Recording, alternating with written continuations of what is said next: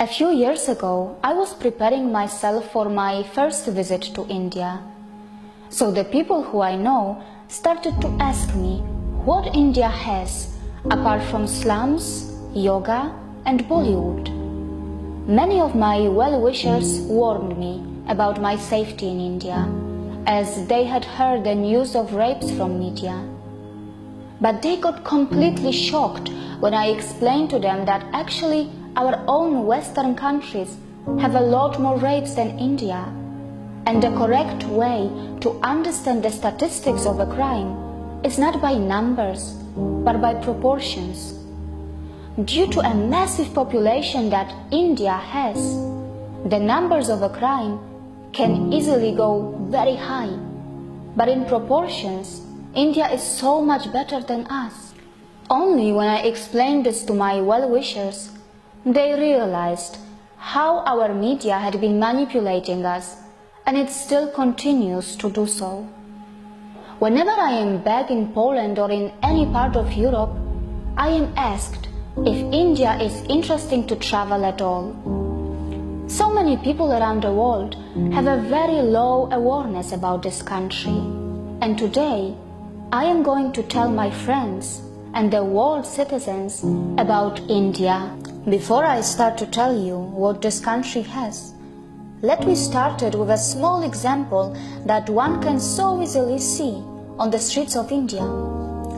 We all know how an average poor man in Europe finds it nearly impossible to take his family out to the cinemas, entertainment parks, or for a dinner, because they all cost a lot of money.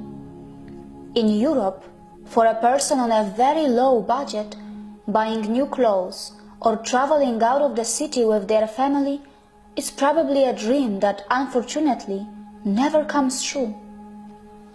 The truth is that for most of the people in Europe who have less money, eating out is mostly restricted to kebabs or just buying a bread from a supermarket, because the lifestyle in Europe is such that there are just not too many options for a poor. But in India, there are cinemas, entertainment parks, restaurants and markets that are not just for the elite and the middle class, but also for those who are on a very low budget. In India, a poor can also buy new clothes or gifts for his loved ones, because there are so many affordable markets that are well within their reach. In India, a poor person who has a very low budget can also afford to dine out with family to enjoy those joyful family moments. And trust me, in such affordable markets, they are also selling exotic Chinese food or even an Italian pasta. How many poor in Europe can afford exotic multi-cuisine meals or a travel within their country in trains or buses? In India, there are just so many types of options and lifestyles which come in all kinds of budgets. A full meal starts from 10 rupees and can go as high as anywhere else in the world. There are multiple price categories in buses, trains, its cinemas, and in everything else to suit everybody's budget. And just to let you know, all these businesses make profits too. The super low cost and affordable markets of India are also visited by the middle class people and many times even the richest, because they got a good bargain or they just love the atmosphere of such places that are so full of life and energy.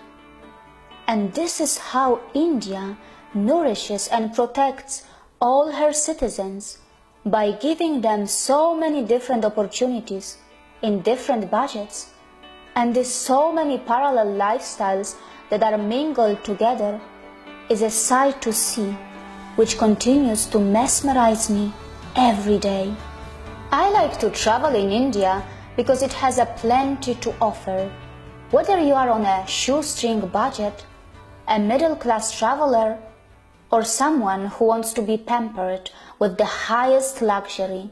Whether you are a tourist, a professional, a spirituality seeker, or someone who wants to be benefited by India's medical tourism, this country welcomes everyone without any prejudice, from its salt flats to its rainforest, from its pristine islands to its volcanoes, from its cold desert of Ladakh to its great Thar desert of Rajasthan and Gujarat, from its rich jungle safaris to its mysterious ancient tribes who continue their story even today.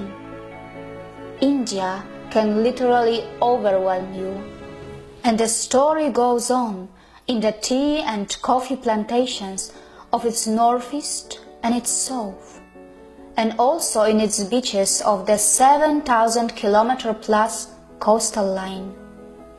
Feel the intensity of the famous Chadar trek in the mighty Himalayas, or see how the life manifests in the freezing temperatures of Tawang, or simply admire its hundreds of waterfalls